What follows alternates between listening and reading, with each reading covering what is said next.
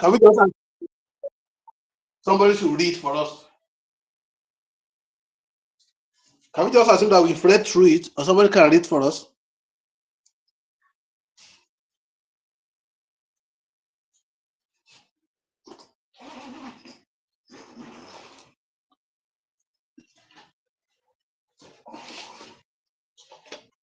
Hello. Hello, sir. Please, can someone read the question three?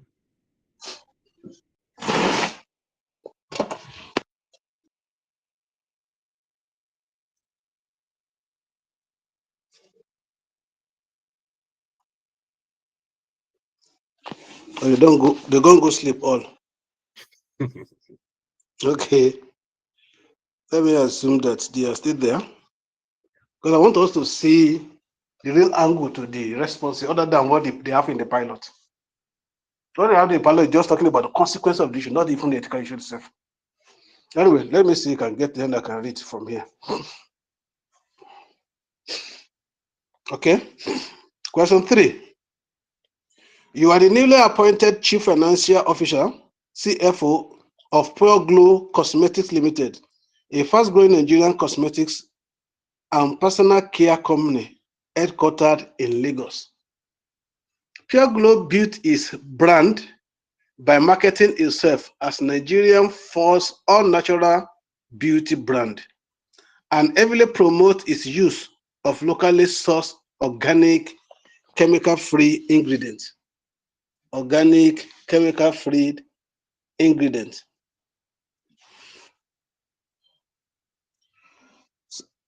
from farms in Oyo, Plateau, and Taraba State. The company customer base includes middle-class and affluent Nigerians in major cities, as well as a growing diaspora market, especially in UK and US.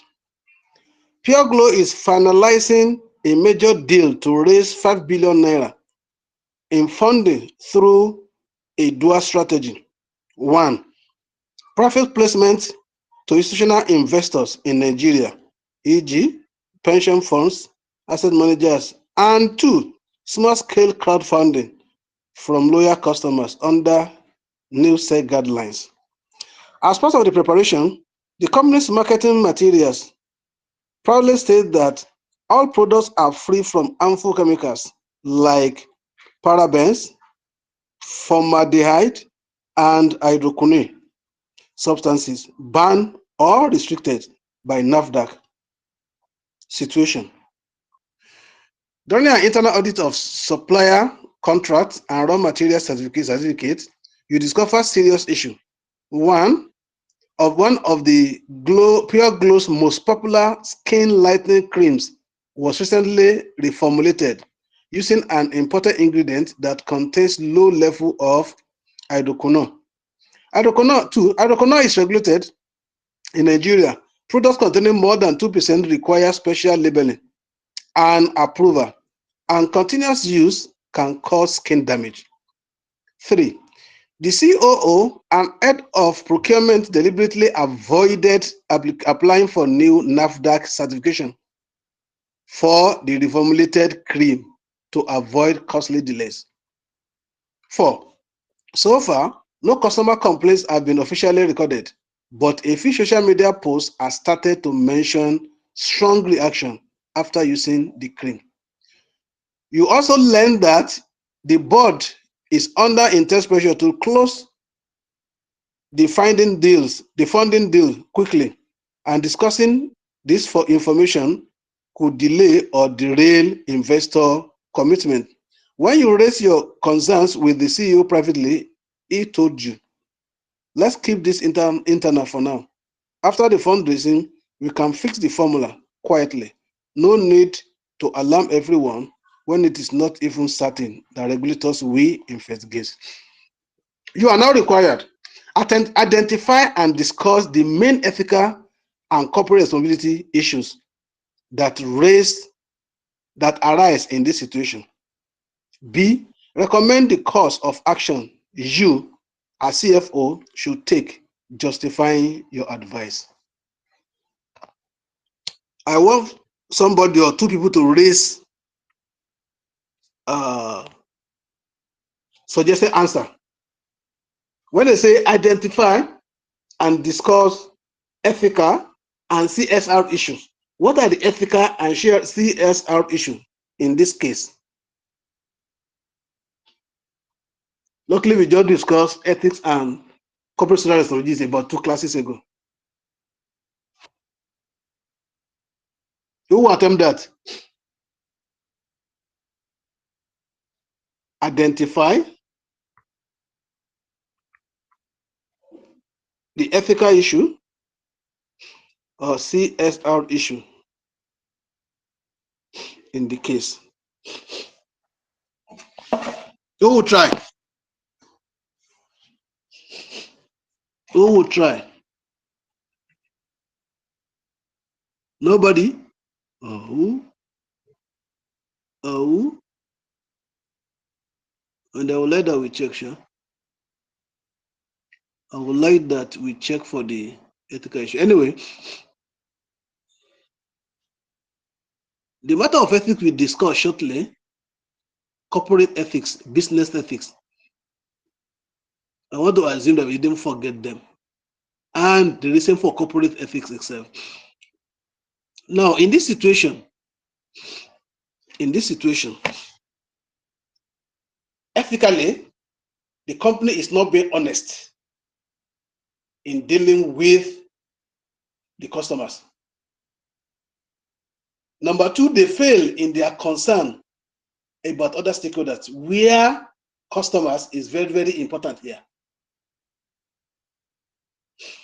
Number next, they don't have respect for human rights because the chemical-based skin beauty will affect the skin of their consumers, and so on and so forth. Now, about the corporate ethics aspect, corporate responsibility aspect, we mentioned that the concept of responsibility says that somebody is obliged to give somebody another something. And we said we have direct responsibility and indirect responsibility. In this one, now there's one of the responsibility. The direct responsibility, one, internal, direct responsibility, two, external. This one is part of external direct responsibility. One of it is that producer company should state clearly the ingredient composition of the components of their product to the consumer so they can make decisive choice of whether they want to buy or they're not going to buy. Now they are hiding the ingredient from the consumers, the customers, and they are avoiding certification, which means that they don't even have concern for the environment. They don't have concern for the environment, and they are not ready to comply with regulations. We should not forget the three major reasons for corporate codes of ethics. The first of them is about compliance. They say managing for compliance, meaning that the entity, the employee, and the management should conduct themselves in a way that they're going to be in line with law and orders. The second reason for corporate codes of ethics is about managing stakeholder relations. And one of the basic stakeholders here are the consumers. And now we read from the scenario now that even there have been social media issue that is going to be resulting into bad public image. So when they fail the first two, there's no way they can achieve the third issue. There's no way they can achieve the third issue. That is creating or establishing a value-based organizations. They can't achieve that. They can't achieve that. So meaning that there are a lot of failure. There are a lot of failure concerning the entity. Failure concerning the entity. Are we still together?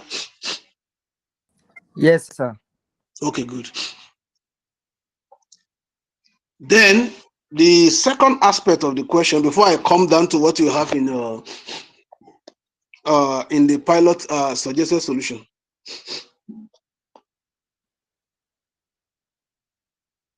I'm trying to get the second requirement. Okay, recommend the course of action you as CFO should take. Number one, the code of ethics for professional accountant is on the CFO. It should comply with fundamental principle of ethics, which contain integrity. Number one, he must say the truth and be honest about the condition of the entity. Number two, he must actually shows that he is objective.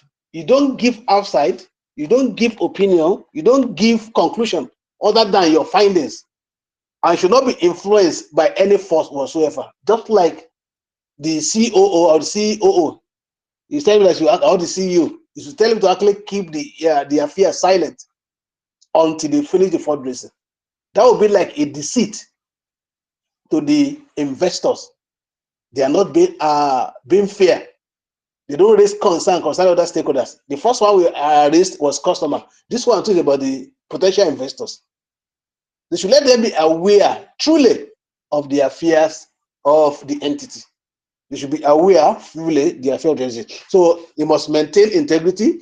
You must maintain objectivity. Then you should not think about the issue of confidentiality here, because it's to expose. If they are not ready to comply with it, it can whistleblow. So whistleblowing here does not affect fundamental principle of confidentiality. You should not forget, when you are treating ethics, we mentioned that there is an aberration to confidentiality called NOCLA, where the client or employer is not complying with laws and regulations. Then the professional accountant or the auditor can actually raise this issue. And we have two direct involvement of regulators in this case. We have NAFDAC, we have SEC. Because they mentioned that the private domain and crowdfunding they want to do is in line with the new SEC regulations. And NAFDAC is going to come and do their recertification, because when they change formula, NAFDAC is going to come and do the recertification. They certify them in the first, so they cannot be carrying that certification of the first edge forever, where this can be implicative. So you should actually take that one if it's possible. If the director, the manager, does not want to react, and the committee or this committee, which they want to do, they can actually whistleblow to those two agencies and not into social media like they actually mentioned there.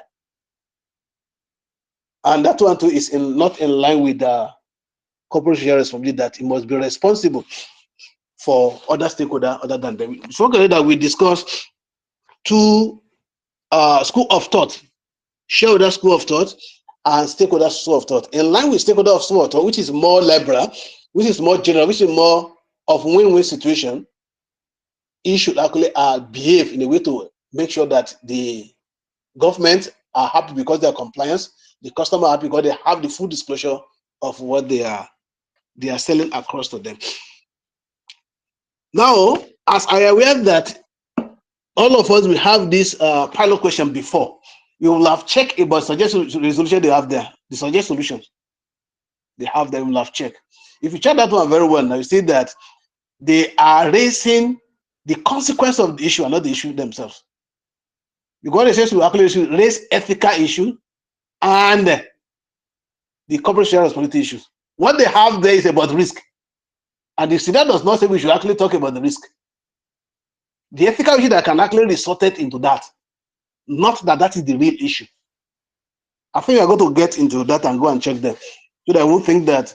Anyway, all solutions are referred by ICANN as suggested solution anyway. But the real solution is to identify the ethical issue and CSR issue, not to raise the issue about the risk aspect. Risk, they are just consequential of the real ethical and CSR issue. Because if you don't disclose very well, you've seen that there are bad image already created now. That one can actually affect their reputation. It can lead to reputational risk. But the issue there as ethical is not reputational risk. So I don't know whether you understand that. so that we won't be trying to be confusing the real situation with the current situation. Like the one we provided now does not, what I'm saying is that the solution which provided now is not exactly what you have in that pilot question. And exactly. So what I'm trying to say is that those we have in pilot question, they are not the direct response to this query, to this requirement. Because all what I went through this afternoon, I saw that what they actually raise are risk exposure. Risk exposure. Risk exposure are just consequences of the ethical and CSR issue. I don't know whether any of us are going through it, so they can make some responses. Let me hear from you. If you are going through the scenario and you actually go through the suggested solutions too. Let me see our reactions. Because I'm what you just raised now. Anybody?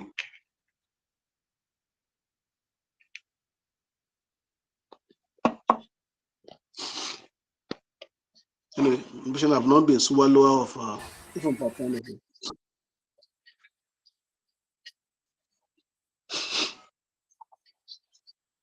I can know that in as market scheme. Yes, So so what do you see? the suggested solution tells us, it talks more about the different types of risk involved. Risk. And that is not what not the requirement they asked. That Yeah, one say that you not the requirement is that we should identify ethical the issue ethical and issues. CSR issue. So it is talking about risk, not the ethical issues. Oh. So if you have identified them like that now, you should actually go and review it with our notes on ethics, code of ethics, and CSR. So ethics about human rights, ethics about concern for the general public, concern for stakeholders, concern for the environment. These are the issues supposed to actually come from there. Then about CSR is critically about responsibility. One of their direct responsibility is responsibility to customers. Give them value, fair value for what they are paying for. Let them get the real information concerning that product, whether they are to buy or they are not to buy. Don't trick them into buying. Don't force them into buying. So those are the real CS and ethical issues there. But the consequence of those one can result into those risk aspects. Because your product is not good. That is a reputational risk. If you are not complying with regulation like SEC and NAFDAC, that is legal risk. So they are having them like that in those formats, but that's not the real origin. That's what I want us to understand from the scenario and suggest solution we have there. Notwithstanding, no case have a one-way direct of resolving them. But this one looked too far from what I understand for over the years. I think the treating took a case study from 2009. I mean, I took case study before we issue a prison or no prison. Prison were not there.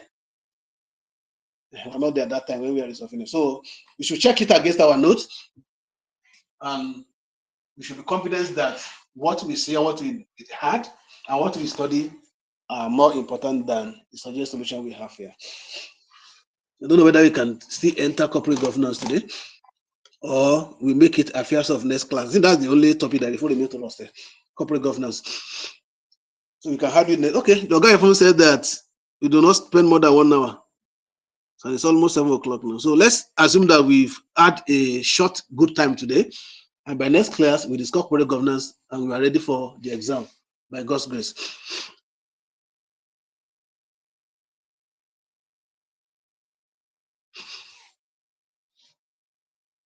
Mr. Lake, our guy Brian. Hello.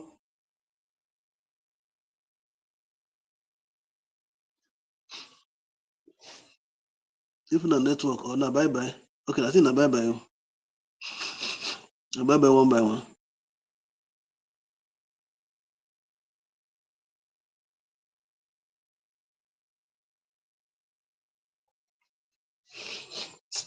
Okay.